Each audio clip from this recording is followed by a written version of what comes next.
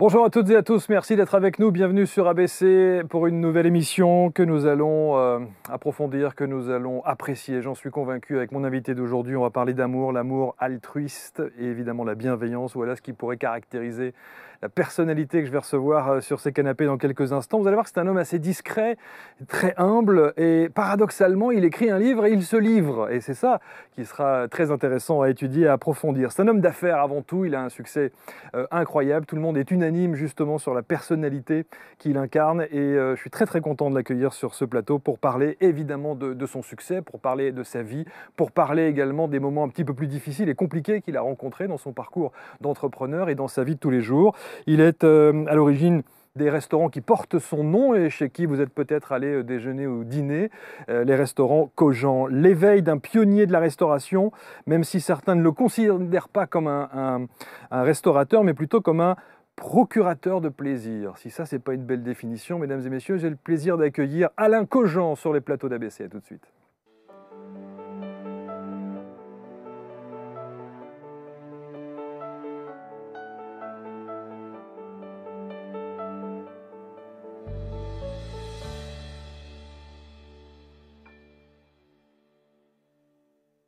Voilà, on démarre. Quand je pense que je démarre sans ma petite figurine qui est ici normalement. Et tu sais quoi, je vais demander à Alain, tu veux bien me donner la petite figurine? C'est ce petit Bouddha là, qui médite. Alors si j'ai pas ça pour démarrer, tu sais, j'ai plein de petites choses. Alain Cogent est là. Bonjour Alain. Bonjour Marc. Je suis ravi de t'accueillir. Moi aussi. Merci infiniment.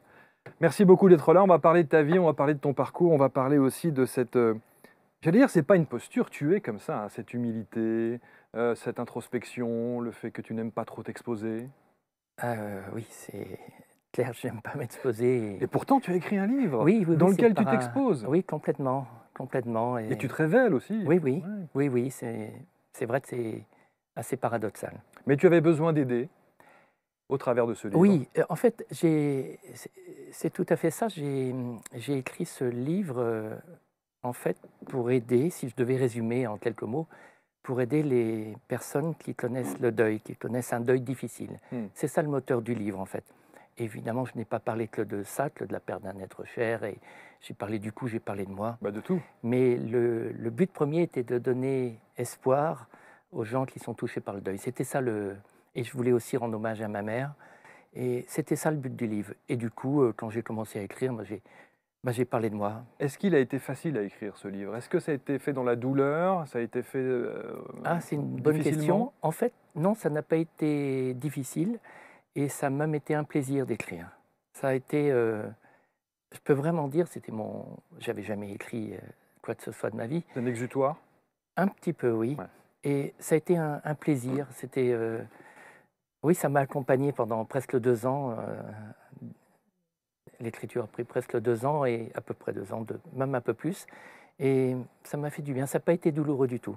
Nourriture céleste, l'éveil d'un pionnier de la restauration. Alors Alain Cogent, la marque Cogent, l'enseigne Cogent, la restauration Cogent. Et avant de commencer l'antenne, j'ai dit, quand je pense qu'il y avait plus de 20 000 personnes par jour qui venaient déjeuner chez toi et que je ne suis jamais allé, j'ai honte.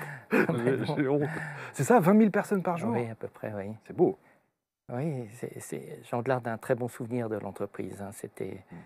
Ça a été très intense, mais ça a été très beau en même temps. Humainement, ça a été magnifique. Sincèrement, c'était... au niveau humain, ça a été, je le dis souvent, enfin quand j'en parle, ça a été une sorte d'état de grâce au niveau humain. C'était une ambiance... familiale. Ah oui, complètement. La family business. Oui, family. D'ailleurs, les gens s'appelaient comme ça, Cogent Family. Cogent Family, c'est beau. Alors, on va retracer évidemment ton parcours, et en préparant l'émission, moi j'ai essayé de voir un petit peu ce que la presse disait de toi. Tout le monde est unanime. Quand tu regardes les commentaires de Télérama, nos confrères de France Inter, Alain Cogent invité par Elton John à Londres, dans une autobiographie poignante, le restaurateur breton dévoile les aspects les plus intimes de sa vie sans jamais verser dans l'impudeur. La quête de sens pardon, d'Alain Cogent, le pape du fast good. Alors fast good, je ne connaissais pas. Ça s'emploie de temps en temps. Parce que c'est de la restauration rapide Oui, chez en fait, Cogent, hein. oui, oui, tout à fait. Mais je disais souvent, c'est de la restauration rapide en ce sens où on est servi rapidement, C'est ça. mais derrière, c'est de la préparation traditionnelle. Et les produits sont frais, et les Voilà, produits sont bio, et oui, les en produits grande tout partie. en On grande n'était partie. pas à 100% bio. Ouais. Voilà, en tout cas, il y a des commentaires, Ah, et je la vois la ça, dis presse, tout donc. le monde, tu vois, j'en ai recueilli quelques-uns. Rencontre avec un homme admirable. Ah ben, dis C'est donc. beau, hein, Ah, d'avoir Olivia. Alain Cogent, un personnage attachant allant toujours dans le sens de l'authentique. Je Eh, pense que tu es ah authentique. ben, dis donc, en tout cas, ça, c'est presque gênant de lire ça. Mais c'est gentil en tout cas, tous ces gens qui ont écrit ça. Bon, on parle de ton parcours, de ta vie, de la manière dont tu en es arrivé évidemment à ce succès, le moment où tu décides évidemment Mhm. de lâcher tout ça pour passer à autre chose. Mhm. Et on va revenir aux galettes bretonnes, au fin fond de ta Bretagne, Mhm. du Finistère, d'où tu viens évidemment, et de cette famille avec un frère, avec une sœur, Michel et Mylène, c'est ça, ta sœur Annick. Annick, pardon, Mhm. autant pour moi. Et ce qui est assez incroyable, et en même temps que je trouve extraordinaire, c'est que c'est un très beau témoignage pour les parents qui se soucient des enfants un peu turbulents à l'école, car tu l'as été. Et on peut réussir même en ayant été un casse-cou. Ah oui, alors turbulent, oui, sans doute un petit peu. Disons, plutôt que turbulent, j'étais sans doute un petit peu, mais j'étais pas bon élève. J'étais pas, contrairement à mon frère et ma sœur qui étaient bons élèves, surtout mon frère était un très très bon élève, c'était pas le cas pour moi. Donc, l'enfance et même l'adolescence a été rythmée par les bulletins scolaires, en fait. Par les bulletins Oui, scolaires qui ont été quoi? ça a été, je pense, le premier stress de ma vie, les bulletins. Ouais. Ça m'a même sans doute un peu, pas grave, je m'en sors, mais ça m'a sans doute un peu gâché mon L'existence. enfance et oui, Mm. et mon adolescence. Et Les surtout bulletins. quand il s'agissait de faire signer en bas à droite ces fameux bulletins chez papa, qui n'étaient pas Absolument. simples. Bah, disons que avec mon père, tout était, je dis ça avec du recul maintenant évidemment, mais tout était basé sur les bulletins. Ouais. Tout était basé là-dessus. Donc une fois par tous les trimestres, il y a un bulletin qui doit signer effectivement en bas à droite. Et c'était dur, oui, oui, parce que j'avais pas spécialement de bonnes notes, voire parfois des mauvaises. Et donc Même c'était quoi? souvent. Des punitions, Pas des des punitions, mais réprimandes? pas des punitions, mais ah, c'est une bonne question. Pas des punitions, mais un sentiment de, on dit dévalorisation, Oui, je ne c'est sais pas ça, si ça se d'être dit. dévalorisé Oui, par. Oui, je me oui, c'est ça. sentais complètement dévalorisé Ouais. et Et grandir avec ça, c'est compliqué. oui, ça a été un mine de rien, j'en veux évidemment pas à mon père, bien sûr, mais ça a voilà, c'était rythmé par les bulletins et ça m'a, oui, on peut dire que ça m'a un peu gâché Ouais. mes 15 premières années, oui. Bon, en tout cas, quand on sait que papa est notaire, il a une étude de notaire, donc Mmh. on connaît la rigueur, hein, le Oui, il côté était extrêmement carré. particulièrement Bah oui, il rigoureux. est particulièrement rigoureux. Et, Mmh. et alors, il mise sur toi, Mmh. sur le côté tu vas devenir aussi notaire. Oui, en fait, comme j'avais pas fait de brillantes études, ou de scolarité et mon frère était brillant, ma sœur aussi et moi, bon, qu'est-ce qu'on va faire de lui? Et effectivement, il imaginait, il peut-être qu'il le rêvait, en tout cas, il Se se projeter. projetait. Il devait dire: «Tiens, bon, Alain, il va reprendre l'étude de notaire» et c'est pas que j'ai failli, mais j'ai quand même fait des études de notariat parce Mhm. que j'ai passé mon diplôme de clerc de notaire, de premier clerc et puis, j'ai dit: «Non, le notariat, c'est pas pour moi». Ça, c'est papa. Mmh. Maman? Ah, maman, alors maman, ma mère, c'est le modèle absolu Ouais. de ma vie.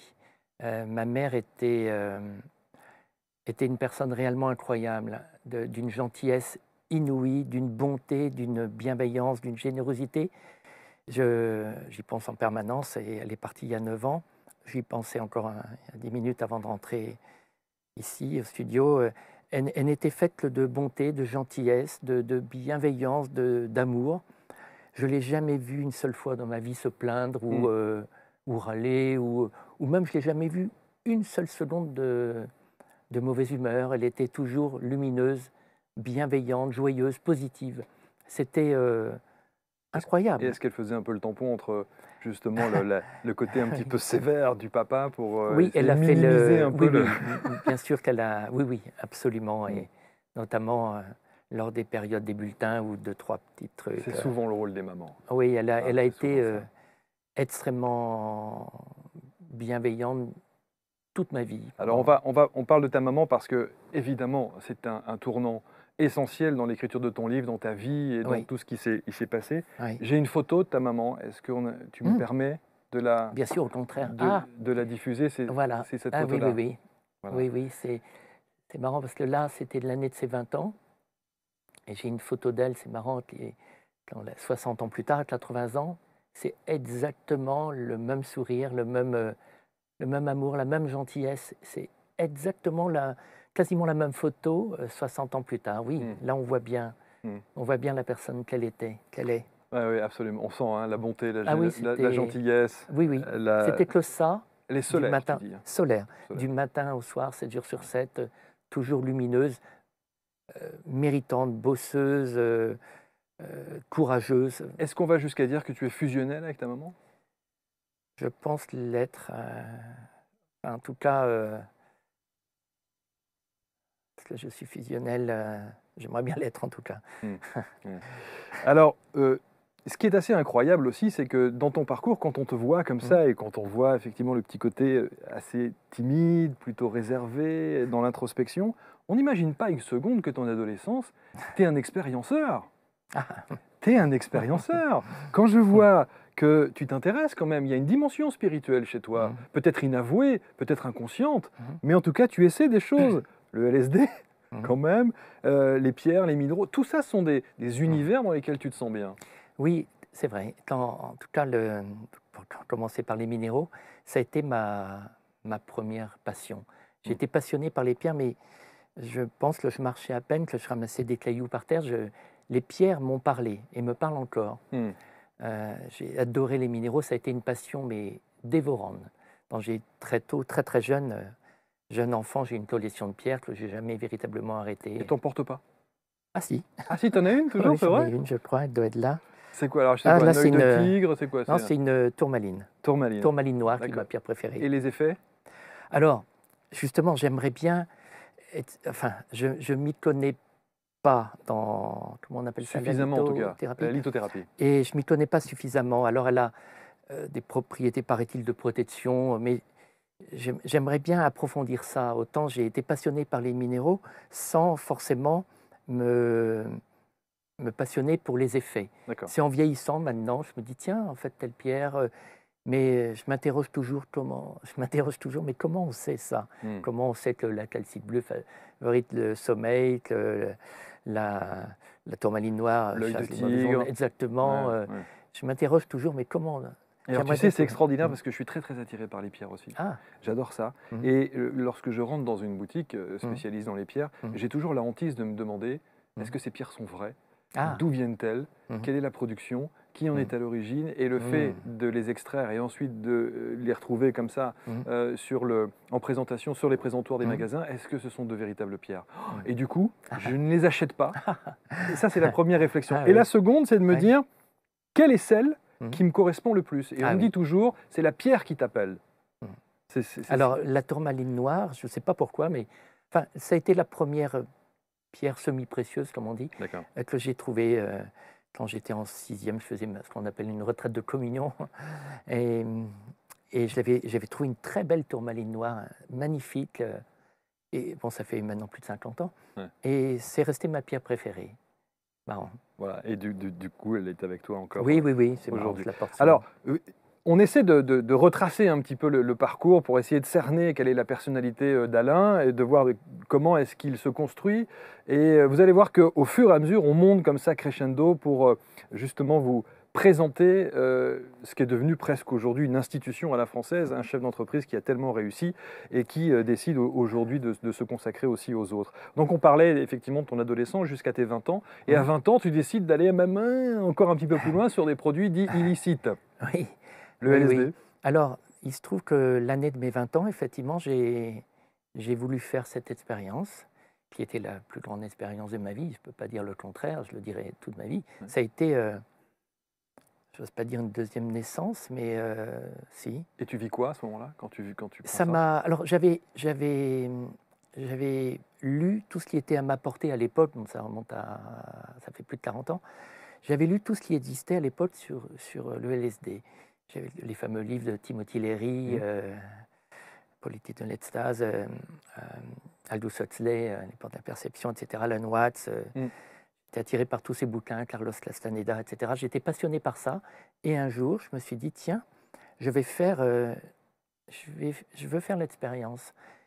Et j'avais pas pris cette, j'allais dire drogue entre guillemets, j'arrive pas à me dire drogue, on va dire entre guillemets, j'avais pas pris ça pour un soir, pour me, entre guillemets, me défoncer, c'était pas du tout ça. Au contraire, je me rappelle que je m'étais installé dans ma petite chambre à Rennes, j'étais étudiant à Rennes, j'avais pris un cahier tout neuf, un stylo, petit buvard, et j'avais mon cahier tout neuf, c'était un cahier bien relié, je me souviens très bien de ce cahier-là.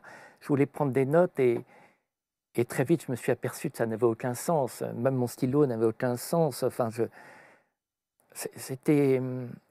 me suis heurté en fait et je me heurte toujours, la preuve là, en ce moment, au fait qu'il n'y avait pas de mots, qu'il n'y a pas de mots pour décrire, tellement c'est indescriptible. Ça, Il n'y a aucun mot.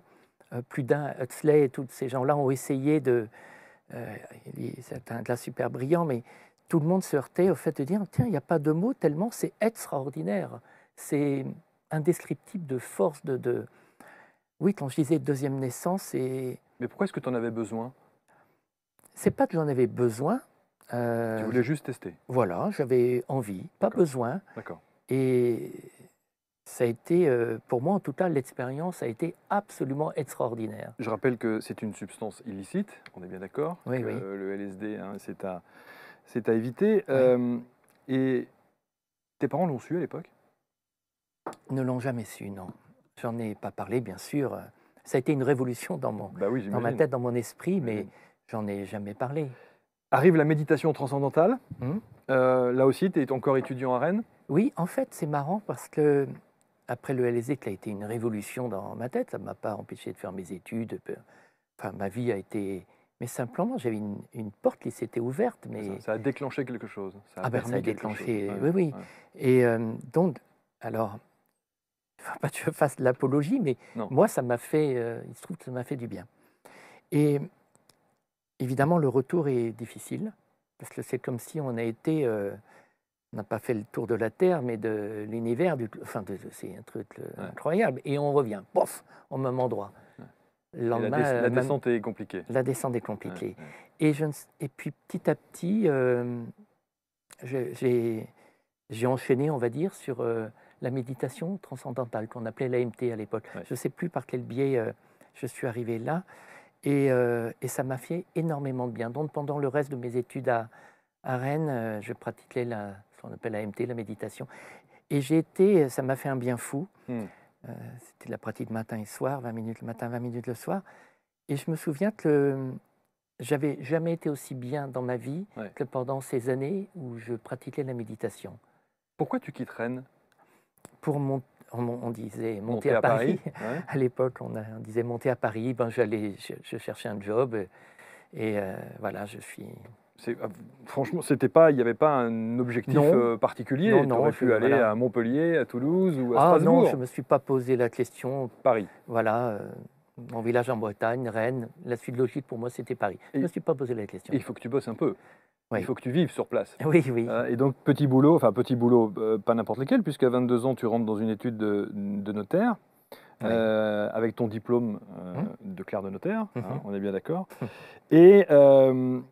Et là, tu travailles, mais on sent bien que ça ne va pas. Quoi. Oui, c'était en plus c'était vraiment une vieille étude. C'était vraiment c'était une vieille étude de notaire.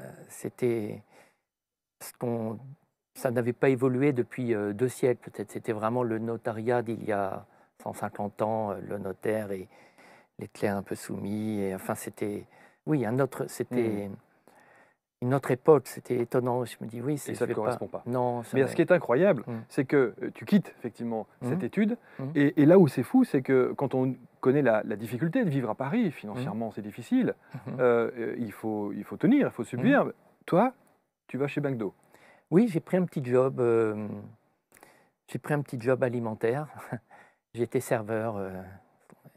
On appelait ça équipier polyvalent. J'étais serveur chez McDo. Oui, oui, et oui, une sorte de hasard. Ouais. J'aurais pu travailler dans un bar, dans une crêperie ou Et au lieu d'y rester quelques mois, tu vas quand même y je suis rester resté très longtemps, oui. plus de 13 ans, je crois, Oui, hein. oui, Hein, plus de 13 ans, de c'est ça. 13 ans, oui. Et là, évidemment, et c'est là où tu as le sens de l'observation et tu vois les choses et tu te rends compte qu'il y a peut-être des choses à faire en termes de restauration rapide, mais autres. Ah, au début, non. Au début, non. Je sais que dès le début, j'ai aimé une sorte de mécanique. Mmh. Je me dis, tiens, j'aimais bien le côté opérationnel, tiens, organisationnel ou Mmh. organisation, on va dire. Mmh. Je trouvais que c'était pro. Je me dis, tiens, c'est bien pensé. Je trouvais que c'était bien pensé. Je me Mmh. dis, non, c'est bien foutu ce truc-là. Et la préparation des rushs, je trouvais que c'était bien fait. Et puis, on m'a invité au siège assez vite. Et là, j'ai travaillé sur. J'étais responsable de ce qu'on appelle la recherche et développement pour McDo. Mmh. Et voilà, et c'est au bout de quelques années, ça se passait très bien, mais j'ai voulu me lancer, j'ai voulu créer. Je me dis, tiens, Quelque chose à toi. oui. Mmh. Et puis, je voulais créer la plus belle boîte qui soit. Je voulais créer vraiment un très joli Je truc. ne savais pas que McDo distribuait des prix, des awards. Ah, c'est. Tu as eu ça? L'award du Alors, meilleur salarié à ah ouais, Chicago? ouais, ouais. C'est marrant parce que je ne l'ai pas écrit dans le livre. Tu as dû lire ça. Ouais. On Oui, le il lit y dans la avait presse. Ouais. oui, oui, c'était le président d'Harvard qui était décerné par C'est le président McDo Monde. Monde Oui, il s'appelait Mike Quidlan. qui te décerne le prix du Oui, meilleur oui, salarié. C'est oui, incroyable. oui, c'était. Mais j'ai aimé ces années-là. Ouais. J'ai aimé, donc je ne crache pas dans la soupe parce que McDo a été. J'ai j'ai été heureux pendant que je travaillais chez McDo. Mmh. Ma vie a complètement changé. Je suis devenu végétarien. Le monde de l'entreprise, je l'entrevois évidemment de manière totalement différente que chez McDo. Mais je ne crache pas dans la soupe parce que j'ai été heureux dans cette boîte. Ça m'a aidé. Je ne pourrais plus, évidemment, travailler chez McDo, bien évidemment. Mais je ne crache pas dans la soupe parce que j'ai passé quand même Du et bon puis j'ai temps et rencontré avec des belles personnes. des belles personnes, Mmh. notamment un nommé Alain Sebat qui a été une sorte de Ouais. parrain pour moi. Qu'est-ce qui t'habite le plus? C'est-à-dire, tu es chevillé au corps, c'est l'entrepreneuriat ou c'est l'envie de monter une entreprise en accord avec tes C'est idées? plus, c'est les deux. J'avais envie de monter une entreprise et je me dis, bah, si je me lance, je vais mettre toutes mes, j'ose pas dire convictions, mais mes rêves en tout cas. Mmh. Je voulais évidemment faire de très bons produits, des produits frais, etc. Et surtout, je voulais que les gens soient heureux. Ouais. Et ça paraît cucu de le dire, C'est mais ça a extraordinaire. été C'est- mon objectif. J'ai veillé à ça Ouais. 7 jours sur 7, du matin au soir pendant 20 ans. On a un film qu'on va diffuser là, qui s'appelle L'intelligence spirituelle au travail. Ah, Des chefs d'entreprise qui mettent une dimension spirituelle mhm, au sein de leur entreprise, justement, pour améliorer le bien-être de leurs salariés. Ah, Aujourd'hui, en dis donc. 2022, ça semble une évidence. Mhm. À l'époque où tu montes en 2001 ton premier restaurant, Mhm. c'est loin d'être une évidence. Mais j'aurais pas pu faire autrement, hein, de toute façon. Donc j'ai pas vraiment, euh, comment dire, de mérite, puisque je voyais l'entreprise sous ce prisme-là. Donc j'aurais pas pu faire autrement. Ouais. J'aimais les gens avec qui je travaillais. C'était pour moi c'était des petits frères. Voilà, vraiment, j'ai veillé à ce qu'il y Et ait. ils te le rendent bien. Oui, oui, oui, oui. Ouais, Ça il y a a une été, belle- ça a été c'est au extraordinaire, niveau c'est beau. humain. Ouais. Encore une fois, ça a été une sorte d'état de grâce pendant ces 20 ans. Mm. Ouais. Ouais. Et alors, ceux qui ont envie de travailler dans la restauration, c'est dommage que des Alain Cogent, ça n'existe quasiment pas, puisque vous n'avez même pas besoin de devenir avec un CV particulier. Il Ah oui. suffit que voilà, vous Ah, vous c'est vrai regardez que dans le blanc des yeux 2 minutes pour savoir c'est- si le feeling passe ou C'était pas. ça. Ouais, c'est ça. On se foutait de moi souvent parce que je ne regardais pas les CV. Je n'avais pas envie de voir le CV. Ouais. Que de la main et son BEPC ou FHEC, Oui, je on ne s'en voulais moque, même ouais. pas le savoir, ça ne m'intéressait pas Ouais. du tout. J'avais même pas envie de le savoir. HEC, c'était rare, c'est arrivé quelques fois, mais...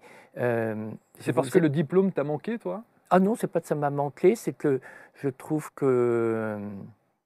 Recruter sur un bout de papier, c'est pas. oui, c'est pas il y a des nécessaire. gens qui ont des diplômes qui sont des gens très bien, formidables, et il y a des gens qui n'ont aucun diplôme et qui sont aussi des gens formidables. Ouais, ouais. Donc c'était pas important pour moi. Alors Mm. évidemment, il y a des boulots comme comptable, certains boulots. Bon, faut avoir une formation, mais le reste, la plupart des directeurs de département au siège venaient du terrain comme moi. Mm. C'était des anciens serveurs. Donc c'était 100% de promotion interne. Et alors, j'ai lu aussi que quand tu te rends dans tes restaurants, Hum. tu as des chefs d'équipe, enfin des directeurs de restaurants qui sont là, et là, tu poses, enfin, tu portes la tenue des serveurs et tu demandes au manager de l'établissement À quel poste? à quel poste Oui. tu dois. Alors là encore, Tu dois j'en tire intervenir. aucune gloire parce que je n'aurais pas envisagé le job autrement. Qu'on soit plongeur, qu'on soit là depuis 3 jours, ou là depuis 20 ans, il y a un rush, on appelle la période de pointe. On donne un coup de main, que ce soit le DG ou un manager. Enfin, il n'y a même pas débat, c'est que c'est naturel. Ouais, Je c'est n'aurais pas naturel. pu faire autrement, non, j'ai vraiment pas. 20 000 personnes par jour. Combien de restaurants alors chez Cogent 35 à l'époque, quand je suis parti. En France, en En Angleterre Angleterre. En Angleterre, il y en avait 3. 3 ou 4, 3. 20 000 personnes par jour qui vendent des jeux. Quelle réussite, c'est extraordinaire. Alors, tu sais, le mot réussite, à chaque fois que j'entends le mot réussite, j'ai un petit. C'est étonnant, tu dois être fier de ça. Ah non, si la seule chose peut-être dont je suis fier, c'est que quand j'y étais, c'est toutes ces années-là, les gens étaient heureux, il y avait une ambiance de rêve. Ça, je ne sais même pas si c'est une fierté, en tout cas, comment on dit, quand on est content, bon, allez, on va dire fier. Enfin, peut-être pas fier, mais j'ai merde, comment on dit ce mot quand on est content? Je l'ai aussi, mais d'un seul coup, voilà, ça m'échappe. Une satisfaction. Une satisfaction, que les gens soient bien, mais fiers, non, du tout. Du tout. Qu'est-ce qu'on mange chez Cogent? On mange principalement des légumes. Alors, quand j'ai démarré Cogent, je n'étais pas végétarien. Je suis devenu quelques années plus tard. Mais dès le départ, la viande ou le poisson était l'accompagnement des céréales, des légumes, des légumineuses, des fruits. Donc, il y avait très peu. Mais effectivement, je n'étais pas végétarien. Je le suis devenu très vite après, il y a une quinzaine d'années. Alors, il y a évidemment l'aspect business, mais tu restes quand même. Tu installes cette dimension humaine qui est absolument essentielle. Tu n'aurais pas pu travailler autrement si ça avait été dans cette hiérarchie absolument essentielle quand on développe un business comme ça. Tout va bien, sauf que tu tires un peu sur la corde quand même. Oui. Tu as un rythme de vie qui est quand même. Oui, c'est vrai, je tirais beaucoup sur la corde. Disons que 100% de ma vie, c'était quand même le boulot. J'adorais la boîte. J'adorais parce que je trouvais que ce qu'on faisait était beau. Donc, je ne comptais pas. Tu sais ce qui est extraordinaire, Alain, c'est de savoir que tes parents viennent dans ton établissement. Ah oui, ils sont venus. Oui. Ça, c'est fantastique. Oui. Je trouve que ça doit être un moment. Je le vis pour toi. Je le vis comme ça par procuration. Mais ils rentrent. C'est mon fils. Alors, ma mère était fière plutôt. Ils sont venus le premier week-end de l'ouverture. Du premier resto, non? Oui. Ah oui. Non, mercredi 15, jeudi 16, vendredi 17, samedi 18. Ils sont arrivés le 18 novembre 2001. Ah, c'était le 15 novembre, la première. Oui, dans le 9e, c'est ça, hein? Oui, rue de 16, près de la Madeleine, voilà, près de l'Olympia. Et ma mère était plutôt fière, mon père, c'était pas de la fierté, il avait encore de l'inquiétude, et puis... un peu de pudeur aussi, peut-être. Oui, voilà, oui, certainement. Ouais. Et moi, je démarrais, je venais d'ouvrir depuis 3 jours, simplement. Oh, c'est magnifique, ça. Ça a dû profondément te toucher. Donc, évidemment, tout ça grandit, tout ça prend des proportions incroyables, 35 restaurants un petit peu partout. Donc, c'était une belle, moi je le dis, réussite. À quel moment, est-ce qu'il y a d'abord un moment où tu as senti que les choses commençaient ou pouvaient t'échapper? Ou te dépasser? Ou te submerger? Me dépasser, non. Submerger, non. Je travaillais beaucoup. Alors, j'avais pas de limite dans le travail. Je me disais pas, tiens, il est 20h, je rentre chez moi. J'avais pas vraiment de limite. J'avais pas cette soupape pour me dire, bon, t'es crevé, il est temps de rentrer. Ça serait long. Il y aurait ça à expliquer. J'avais aussi des actionnaires financiers qui étaient minoritaires. Ils avaient 49 ou 40-49% et moi 51%. Dont on a... Mais tu avais le désir de lâcher le groupe? De passer à autre chose? Non, j'avais pas pour être franc, j'avais pas ce désir-là. Il y a eu un moment dans l'entreprise. Alors, c'est un fonds d'investissement. Un fonds, par définition, peut être dur pour l'entrepreneur. Alors, il y a des fonds bien plus durs que ce fonds-là, bien plus durs. Mais ce n'était pas forcément simple, c'est des intérêts qui peuvent être divergents. Moi, j'ai jamais lancé cette entreprise pour gagner de l'argent. Ce n'était pas mon moteur pour moi. Cogent, c'était plus un moyen d'expression qu'un business. Oui. C'était géré comme un business, mais je n'ai pas fait ça pour me dire, tiens, un jour, je vais gagner du fric. Non, j'en ai rien à foutre. Est-ce que c'est la disparition de ta maman qui va aussi bousculer les choses? Pas pour l'entreprise. Il se trouve que les discussions avec mes financiers ont démarré, les discussions dures, je veux dire, avec mes financiers, ont démarré 1 mois avant la mort de mon père et 3 mois après ma mère. C'est arrivé au même moment, c'est vrai. C'était des discussions très dures, j'avais avec les financiers, très dures, qui auraient aimé sans doute que j'aille plus vite, que j'ouvre plus de réseaux, etc. Mais ça, après, c'est l'aspect business. Donc, oui. Voilà, c'est l'aspect complètement business. autre chose. Mais il y a évidemment, et c'est un tournant essentiel dans ta vie, la disparition de ta maman. D'abord, on te téléphone parce qu'elle part brutalement. Elle a une attaque cérébrale. Oui, cérébrale, un AVC. Un AVC. Et tu te retrouves à l'hôpital. Oui, quand je reçois ce coup de fil-là, je suis arrivé à l'hôpital. Je vais te donner des détails parce que son importance, dans 2 minutes, quand je te raconterai la suite. Je suis arrivé à l'hôpital de Morlaix. Quand j'ai garé la voiture, je suis n'importe où, m'en foutais, pauvre. Je suis parti en courant. J'ai monté les escaliers 4 à 4 ou 8 à 8. Je suis rentré dans sa chambre et je vois ma mère allongée sur un lit. Je lui dis, maman, maman. Je l'appelle et j'entends le médecin derrière qui me dit sèchement, j'étais surpris, ça sert plus à rien, vous entend plus. Tout de suite, il m'a dit ça. Quand j'ai dit maman, il m'a dit ça sert plus à rien, vous entend plus.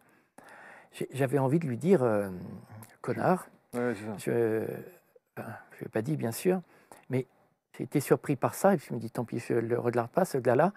Et je dis maman, maman, ça paraît bête, mais c'était la première fois qu'elle ne me répondait pas. Ça paraît complètement bête. Hein.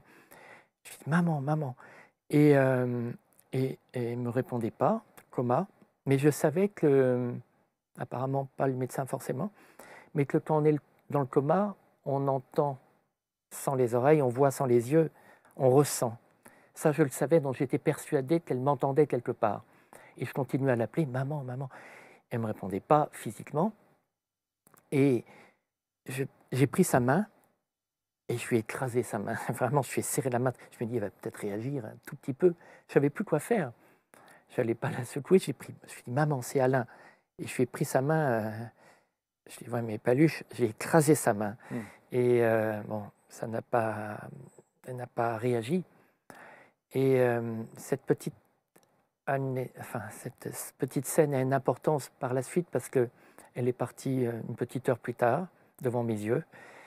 Et le lendemain de l'enterrement, j'ai eu l'idée d'appeler le médium, un très grand médium, vraiment un très très grand médium. J'en ai vu d'autres, 2 autres. Ah ben tiens, Alain Joseph et Henri Vigneault, excellents médiums tous les deux. Il y a une troisième qui s'appelle Lionel Del. Absolument. Et le premier que tu appelles, c'est Alain Joseph. Alain Joseph Belay. Avec 18 mois d'attente. Hein. Oui. Ouais. Je lui demande bonjour monsieur. Non, il ne savait pas mon nom, rien de moi, ni mon nom de famille. Je voudrais un rendez-vous s'il vous plaît. Il me dit oui. Il me reçoit très gentiment au téléphone. Marrant de le voir là. Et il me dit dans 18 mois. Je lui dis oui, c'est urgent. Il me dit oui, dans 18 mois. Et je lui dis mais c'est pas possible, je ne comprends pas. Je lui dis c'est urgent. Et je me dis j'insiste encore. Et à un moment je comprends si j'insiste, bon, il va raccrocher. Et j'ai attendu 18 mois. J'ai attendu ces 18 mois. Ça m'a fait tenir, entre guillemets, parce que j'étais au fond du trou. Ah oui, c'était épouvantable. Perdre ma mère, c'était même pas pensable. C'était alors qu'elle avait 82 ans, bientôt 83. Et quand j'arrive 18 mois plus tard, j'arrive chez lui, il ne me connaît pas, enfin bref. Mais entre-temps, tu consultes personne d'autre ? Non, Henri, tu voulais vraiment après. Que ce soit lui le premier ? J'avais pris rendez-vous, et puis je ne connaissais pas encore Henri, avec qui je suis devenu ami. Et puis je le vois, bonjour monsieur, enfin bonjour Alain Joseph, et il me dit, je m'assois devant lui, comme maintenant, il me dit, bon, il ne me tutoyait pas à l'époque, mais on va dire, il me dit, bon, tu t'assois, je t'explique comment ça marche, tu ne m'interromps pas. Donc il explique comment ça marche, évidemment, il peut avoir ce qu'on appelle la clairaudience, il entend, la clairvoyance, il voit, c'est son guide, et parfois, ça peut être aussi la médiumnité. Là, c'est le contact direct avec l'esprit de la personne. La personne, ouais. Et là, vous allez voir, écoutez bien ce qui se passe Ah parce oui. que c'est assez incroyable quand même. Et donc, je vois qu'il, entre guillemets, se concentre, c'est pas le mot juste, mais je vois qu'il Oui, il rentre dans son il rentre dans état. son état, il reçoit sans doute cette énergie-là. Et tout d'un coup, il me dit: «Ah, Marie-G est là, Marie-G est derrière ton épaule». Ah, je dis: «Merde».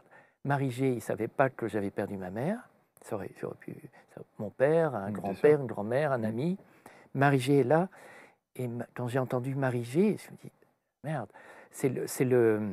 Ma mère Diminutif.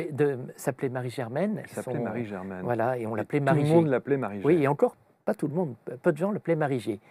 Marie-G est derrière ton épaule. Et tout de suite après, ma mère parle à travers lui, dit: «Oh Alain, tu es arrivé comme un fou à l'hôpital», je confirme. Tu as monté les escaliers 4 à 4. Oui, peut-être ça même. Enfin, j'étais comme un fou, oui. Enfin, j'étais ultra, plus que pressé, enfin, c'était même pas pressé. Ça se Tu es comprend. monté, tu es arrivé dans la chambre à fond. Elle me dit: «Mais, oh là là, tu m'as écrasé la main, mon Dieu, tu m'as écrasé la main». Personne, à part ce Toubib, et encore, je ne sais même pas s'il me voyait vraiment, personne au monde m'a vu faire ce geste d'écraser la main de ma mère. «Tu m'as écrasé la main, tu m'as écrasé la main. Mais tu sais, j'étais parti avant mon corps». J'entends ça au bout de 3 minutes par Alain-Joseph Bellet. Incroyable. Incroyable. Comment tu Et accueilles ça? euh, Stupéfaction? oui, et en même temps, j'étais très attentif. Ouais. Donc je lui disais pas: «Oui, tout à fait, tu as raison», rien. Et après, là, c'est marrant, au bout de quelques minutes, il me dit, parfois le défunt, l'esprit, a du mal à faire une phrase, hein, j'ai remarqué. C'est plusieurs mots qu'il répète et tout d'un coup, la phrase arrive. Et puis, Alain Joseph me regarde et me dit, en regardant, il me dit: «Tol, Tol». Il prononce le mot Tol, Tol pendant peut-être 1 minute, 2 minutes. Tol, Tol. Je dis: «Mais qu'est-ce qu'il me raconte?» Et tout d'un coup, il dit: «Tolé». Tolé, c'est le nom de mon village. Exact. Évidemment, il ne savait pas que j'ai habité Tolé quand j'étais petit. Tol, Tol, Tolé, Tolé, plaisir. J'entends ça, plaisir, Tolé, plaisir, plaisir. Et tout d'un coup, j'entends: «Alain, on a été heureux dans cette maison à Tolé, on a été heureux dans la maison de Tolé. Fais-moi plaisir, reviens dans la maison de Tolé. Je sais que tu ne veux plus y remettre les pieds.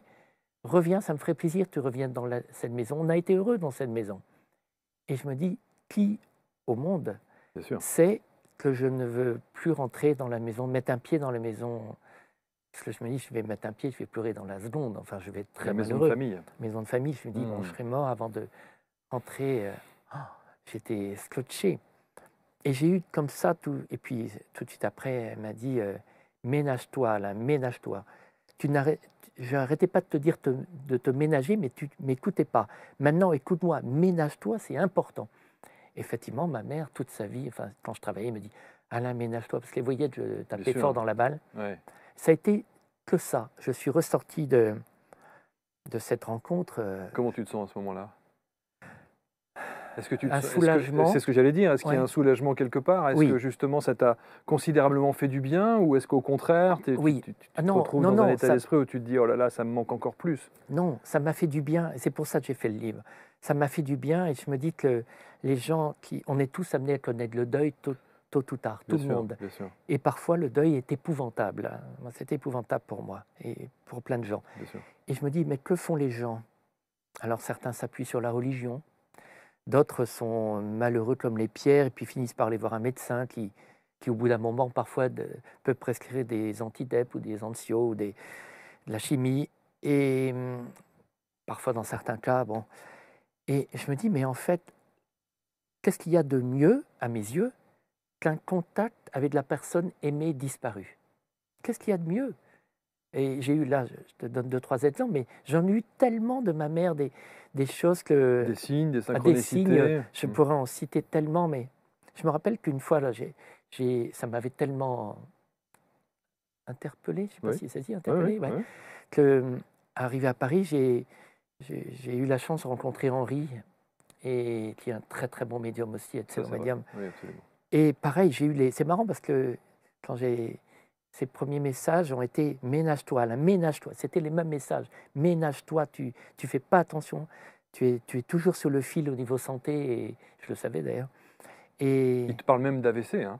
oui, oui, il me dit: Ouais. «Fais gaffe, je te vois, fais gaffe», il me dit. Et je lui dis: «Ah bon?» Pourtant ils sont très discrets, Oui, évidemment, oui, ils et font puis ils pas marchent sur peur. des œufs, ils Ils y vont marchent sur des œufs doucement, hein, et je bien lui dis: sûr, bien sûr. «Ah, tu me vois plutôt un problème cardiaque?» Ce qui ne m'aurait pas étonné. «Non, plutôt un AVC». Et oui, il voit évidemment les choses et il me dit: «Fais gaffe, fais attention». Et je me rappelle que cette séance, il m'avait dit, que des choses, vraies, enfin d'une précision, c'était pas, «T'inquiète pas Alain, je vais bien, tout va bien». Certes, elle me l'a dit, mais c'était des choses précises. Et à un moment, Henri, j'ai pensé à ça en voyant son visage. Un jour, il me dit, quand je vais le voir, il me dit: «Oh, c'est marrant, je comprends pas. Ta mère, elle me montre 2 petits oiseaux». Je dis: «Bon, je comprends pas». Mais elle insiste, elle me montre 2 petits oiseaux, mais ils sont tout petits, ils sont en plastique. Je me dis: «Mais qu'est-ce qu'il me raconte?» Ils sont en photo dans le livre. Oui, oui, ils sont en photo dans le livre. Elle me montre, elle insiste, elle me montre 2 petits oiseaux en plastique, 2 petits oiseaux dans une boîte. Je me dis: «Mais qu'est-ce qu'il me raconte?» Donc je ne prête pas attention. Bon, je lui salue, à bientôt, parce qu'on est devenus très copains. Et puis, je rentre chez moi. J'arrive dans mon appart, mon nouvel appart, j'étais en plein déménagement. J'ouvre la porte et j'entends, ça peut paraître incroyable, j'entends: «Cui, cui, cui, cui, cui». Je dis: «Qu'est-ce que c'est de ce truc?» J'entends: «Cui, cui», on a un bruit d'oiseau, «Cui, cui, cui». Je dis: «Mais qu'est-ce que c'est de ce truc?» Je descends, parce que c'est en sous-sol, et j'entends: «Cui, cui», ça n'arrêtait pas de faire «cui, cui». Je me dis: «Mais qu'est-ce que c'est de ce truc?» Je rentre dans une pièce et dans tout mon fourbi, parce que j'étais en plein déménagement, je vois une petite boîte que j'avais oubliée et je vois 2 petits oiseaux qui bougent, et les petits Incroyable. oiseaux dont il parlait. Donc il a eu une manifestation, ma mère lui montrait cette petite boîte que Mmh. j'avais oubliée, et quand je suis arrivé chez moi, elle s'est mise à sonner alors qu'elle ne sonnait pas. C'est ça, Tout c'est d'un ça. coup, elle Alors que cliquetis tu as sans ce arrêt. truc Ah depuis, bah, depuis des des années, elle s'est lustres. mis, voilà, Mmh. s'est mis à sonner, clic-clic. Je me dis: «Ah!» Je lui dis: «Un joli clin d'œil», et j'ai eu plein de signes comme ça pendant cette période-là, des en permanence des signes, Et ça t'a aidé à avoir la tête hors de l'eau? oui, oui, oui, ça m'a aidé à, comment dire? Essayer de surmonter Oui, ça m'a aidé à surmonter, à me dire que la douleur, la la oui, oui, séparation, alors ça n'enlève pas le chagrin, je pense à ma mère en permanence, mais ça m'a permis de comprendre que la mort, n'est que physique, en fait. Ça n'enlève pas le chagrin et la peine, ça n'enlève pas tout ça, mais la mort ne signifie pas le néant. Mmh. C'est pas le chaos, Alors c'est pas le certains, néant. ceux qui t'écoutent comme ça Mmh. vont dire: «Ouais, mais depuis tout petit, il est convaincu de ça». Donc Heu, est-ce que c'est justement parce que tu as eu ces oui, manifestations oui, et ces récits extrêmement précis de ces 2 oui, oui, oui, médiums oui, que tu oui, en es convaincu? oui, oui, oui, oui, oui. Oui, vraiment, définitivement. J'ai rencontré une troisième médium, Lionel Del, Lionel Del? qui aussi était extraordinaire. Alors maintenant, j'ai consulté en médiumnité, on va dire en contact, à l'époque. Maintenant, ce sont devenus des amis, les Mmh. 3 d'ailleurs. Mmh. Je J'ai eu la preuve et je me dis même: «Tiens, il faut laisser la place aux gens qui sont dans le Est-ce deuil». est-ce que ça a renforcé ta spiritualité? En fait, oui, oui, oui, oui, c'est sûr. C'est sûr, la spiritualité prend une, je dis J'allais ça dire sans même ta prétention. quête de spiritualité. Oui, oui, oui, tout à fait, c'est plus ça, c'est plus ma quête, absolument, c'est tout à fait ça, qui est de plus en plus grande. J'espère que c'est pas prétentieux de dire ça, mais oui, ma quête de spiritualité est chaque jour plus grande. Plus grande, ouais, Je vois ouais, que c'est l'essentiel, ouais. mmh. Donc aujourd'hui, tu as plus besoin de passer par, Non, non, non, c'est des tu tu tu amis, tu tu perçois encore des choses? Tu as des alors signes de ta maman? j'ai pas ce don de médiumnité, j'ai pas Mmh. ce don, mais des signes, j'en ai eu, oui. Beaucoup, ouais. Oui, j'en ai eu beaucoup, Mmh. je me rappelle, je peux en raconter un vite fait, Mmh. mais je suis pas religieux, hein, mais j'aime bien les églises, et Ah oui. il m'arrive d'aller à l'église Saint-Germain-l'Auxerrois, je ne sais pas pourquoi, mais j'aime bien cette église à Paris, dans le premier. Et quand je passe devant, j'allume un cierge, je pense à ma mère, j'allume un cierge. Et un jour, j'y vais, hop, je vais tout de suite à droite, là où il y a les cierges, les petites bougies, et j'allume une bougie en pensant à ma mère. Et en face de moi, il y a une photo, une grande photo noir et blanc de Sainte Thérèse de Lisieux. Et j'allume, et puis je vois sa photo, un regard très perçant, et je dis: «Tiens, depuis le temps que j'entends parler de cette sainte. Depuis que je suis petit, en fait, quand j'étais à l'école primaire à Tollet, j'entendais parler de Sainte Thérèse de Lisieux. Je me dis, tiens, je devrais m'intéresser.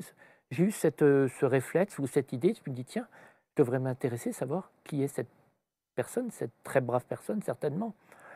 Et je me dis, tiens, ben, en sortant, je vais aller à la FNAC, qui est pas loin, la FNAC des Halles, et je vais acheter un bouquin sur Sainte Thérèse, sur sa vie.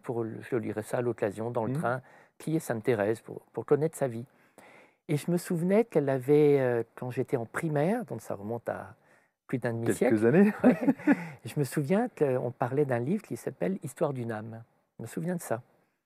Et je me dis, tiens, je vais acheter ce livre, Histoire d'une âme. Bref, j'arrive à la FNAC, je sais où est le rayon spiritualité, c'est tout très vite à gauche. Mais je me dis, tiens, je vais acheter en même temps le livre d'une copine, Elisabeth Laville, qui avait écrit un livre sur les marques positives. Et elle venait juste de sortir son livre 2-3 jours avant.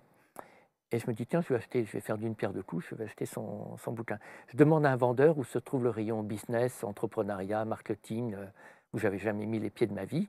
Et on me dit, tout au fond à droite. Bon, en fait, là, j'ai compris, la FNAC était très grande, Noël. Et je vais au rayon, on va dire, business, entreprise. Je cherche le livre de ma copine, là, Elisabeth. Et tout d'un coup, je le repère, il y avait une pile, marque positive, et posée, j'ai même pris une photo, posée sur la pile de livres au rayon business, le livre Histoire d'une âme, Sainte Thérèse de Lisieux. C'est marrant. Alors oui, certains, moi je l'ai pris effectivement, oui, comme un signe de plus. Absolument. Certains pourraient dire, oui, c'est le hasard.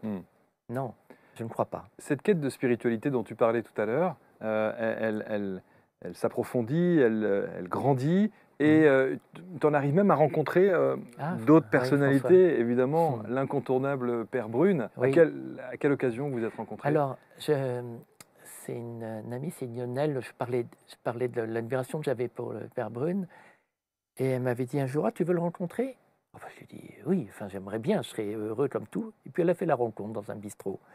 Et on a sympathisé, vraiment sympathisé. Un personnage, hein. Oui, c'était un personnage. On m'aurait dit, tiens Alain, tu as le choix cet après-midi entre rencontrer Keith Richards ou Mick Jagger ou le Père Brune. Ou le Père Brune. J'irai voir le Père Brune. Oui, c'est pour te dire.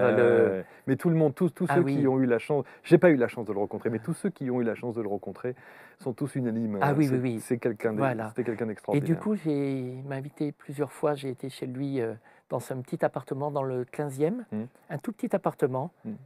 Il y avait une toute petite lumière et puis une petite bougie, une petite lampe devant un icône. Et je me rappelle que je me disais, waouh, j'avais le sentiment de vivre un moment très privilégié, très privilégié.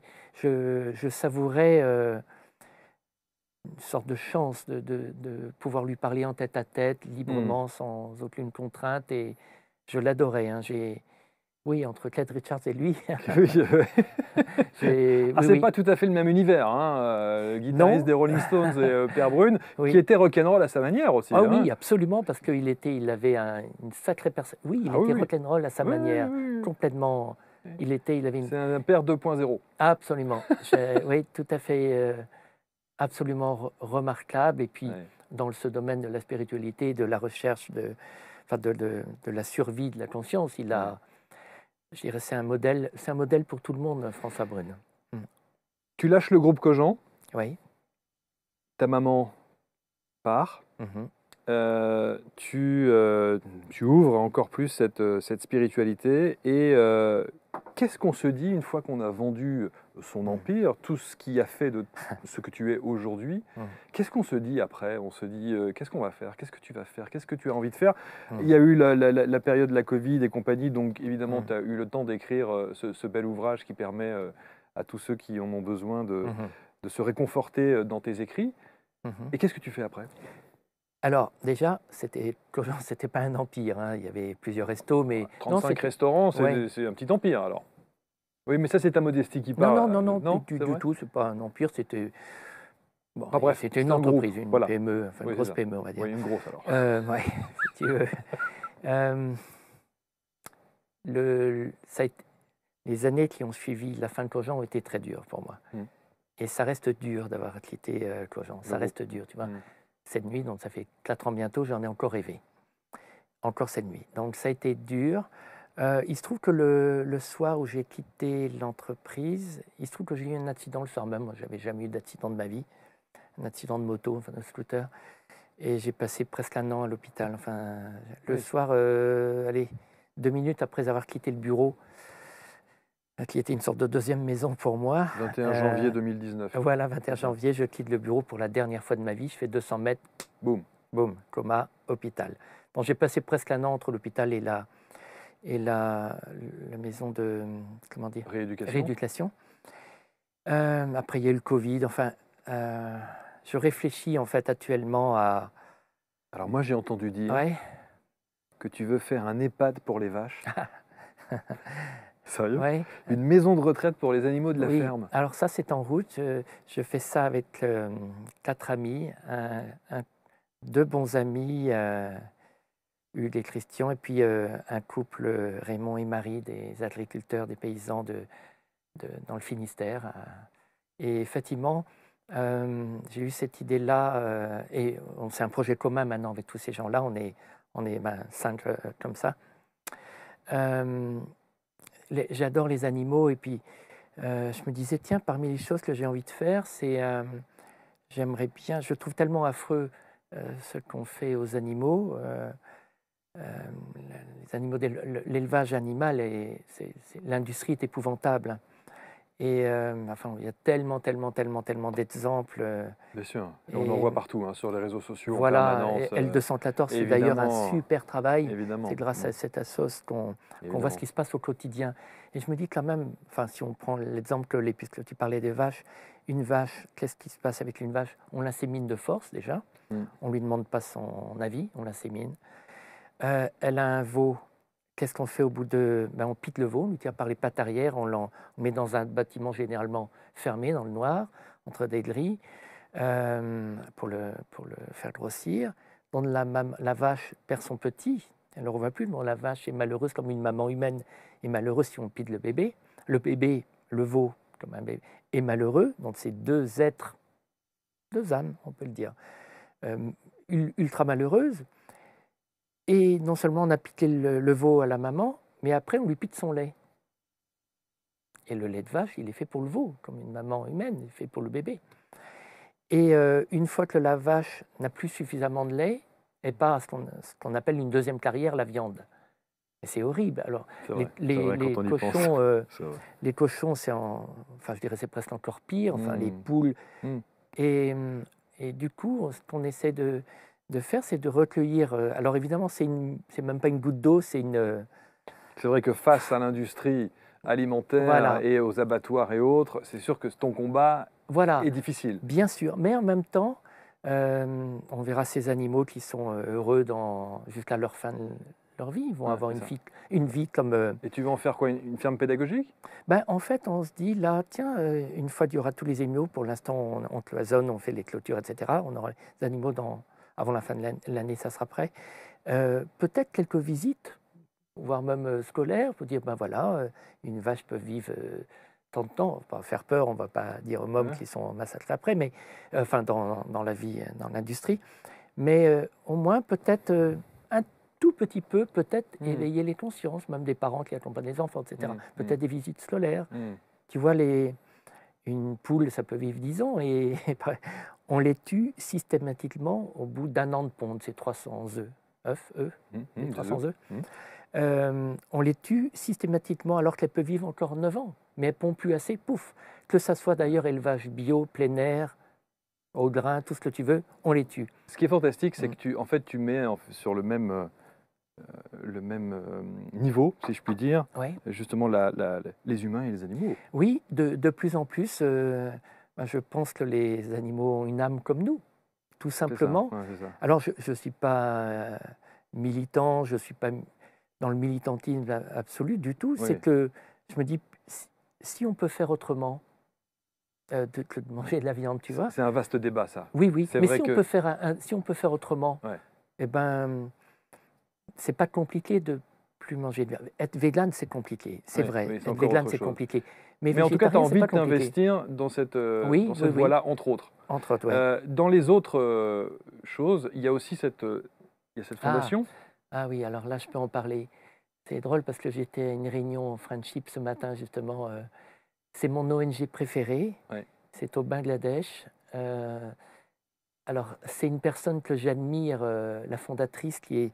Alors là, j'encourage tout le monde à regarder sur Internet ce qu'elle fait. C'est une femme absolument remarquable. Moi, elle m'a bluffé. Elle continue de le faire. Une femme d'action, une sainte femme, hein, je ne sais pas comment dire. Une femme formidable. Ah oui, véritablement. Une bosseuse, un vrai manager. Et elle travaille sur son pays, le Bangladesh, qui est un des premiers pays qui disparaîtra sous les eaux. Hein. C'est un des premiers pays qui va partir. Sans Et compter la pauvreté de ce pays. Sans compter la pauvreté extrême. Ouais, bien sûr. Et du matin au soir, elle travaille sur différents projets, que ce soit l'éducation, la nutrition, les soins, les hôpitaux, les cliniques. J'ai été avec elle sur place. Je trouve c'est ma... Donc tu les aides? Bah, je les aide, c'est un bien grand mot. J'ai eu Ouais. la chance de la rencontrer. Ouais. Et les droits de ce livre vont oui, à cette, les 100% cette des droits ONG? vont au Bangladesh, oui. Ouais. À cette superbe Ça encore, ONG. c'est extraordinaire. 100% des droits vont... Ah ben oui, c'est tellement normal, naturel. Et, pas pour tout le monde. Hein. Tous ceux qui sont là, je peux te dire qu'il n'y a pas de droit au Bangladesh. Mais si, parce que elle mérite tellement. Oui, bien sûr. Bien sûr. Si ça peut changer un petit peu. Alors j'ai entendu dire aussi que dans tes projets un peu fous, tu voudrais essayer de revenir à la restauration et de faire une sorte de restaurant payant pour ceux qui ont les moyens et gratuit pour ceux qui n'ont pas les moyens. Oui. Alors, je ne sais pas comment, en termes de logistique et de gestion, on peut gérer ça, mais c'est une belle idée en tout cas. C'est une idée noble. C'est vrai que j'aimerais beaucoup. J'ai pas encore commencé. Enfin, je commence à faire des rencontres, mais c'est vrai que c'est un rêve pour moi de faire ça. S'il n'y avait pas ce côté gratuit payant, j'ai aucun intérêt à me relancer dans la restauration. Ouais. Il y a tellement d'autres projets. T'en as plus envie? Ça te manque Disons pas? que c'est pas que j'ai plus envie, c'est que je me dis il y a peut-être des choses plus utiles à faire. D'accord. C'est même certain. Si c'est de lancer un restaurant végétarien de plus, il y en a suffisamment à Paris. Enfin, Oui, il y en a ce qu'il faut. Ouais. il y a ce qu'il faut, des restaurants véganes, il y a ce qu'il faut. Donc si je me relance là-dedans à mon âge, il faut vraiment que ça apporte un truc en plus. Sinon, autant partir.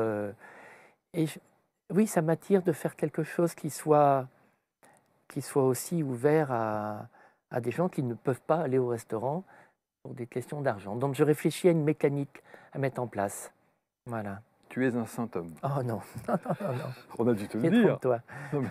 Oui, j'imagine que tu dois avoir quelques travers, mais enfin, tu es un saint homme. Non, je ne suis pas un saint homme, c'est que...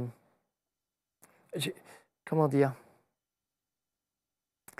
j'ai... je sais pas comment Est-ce que dire. ton frère et ta sœur sont du même acabit?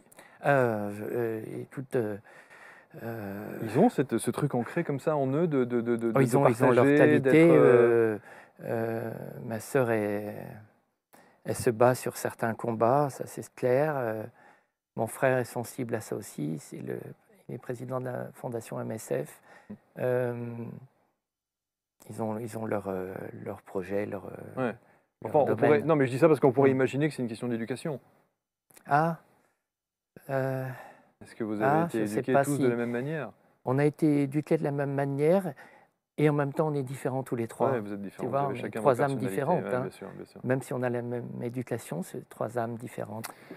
L'éveil d'un pionnier de la restauration, et les restaurants Cogent, entre autres évidemment, cette ouverture à la spiritualité absolument magnifique. Vous avez entendu, alors ça c'est vraiment quelques détails, hein. On a survolé cet ouvrage, il y a des belles photos, on a parlé également des artistes que tu aimais bien, Elton John, Serge Gainsbourg, etc.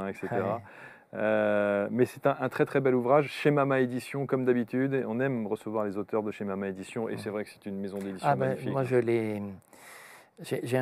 termine par ça, mais j'ai un copain l'autre jour, je lui parlais de Mama, et je lui parlais vraiment, parce que je les adore, et il m'a dit cette chose-là qui est tellement juste, tu as trouvé ta famille. Ouais. Et oui, j'ai trouvé ma famille. Mais j'ai l'impression que tu as des familles partout en fait. Tu as les familles gentil. des anciens de chez Cogent. Ouais. Est-ce que tu n'as pas fait un truc, les anciens d'eux? Non, non, non. Voilà, en tout cas, lisez cet ouvrage, procurez-vous ce petit bijou et puis inspirez-vous et suivez l'actualité d'Alain parce que il y a eu la première partie de vie, il y aura la seconde avec voilà, tous ces projets qui vont naître et j'en suis convaincu et c'est mérité. Et en plus, voilà, je pense qu'avec l'expérience que tu as maintenant de tout ce que tu as monté, tu referas sans doute pas les mêmes erreurs, si tant est qu'il y ait pu y avoir des erreurs dans la première Ouais. partie. Merci Alain. Ah, je t'en prie. Merci de Merci m'avoir reçu. infiniment. Merci, à toi. c'était un vrai plaisir. Alain Cogent et chez Mama Édition. Merci à vous également de nous avoir suivis. N'hésitez pas à commenter, à partager comme toujours parce que c'est important pour nous et ça nous permet aussi de faire évoluer nos émissions et nos productions. Merci à tous. À très bientôt sur ABC. Salut.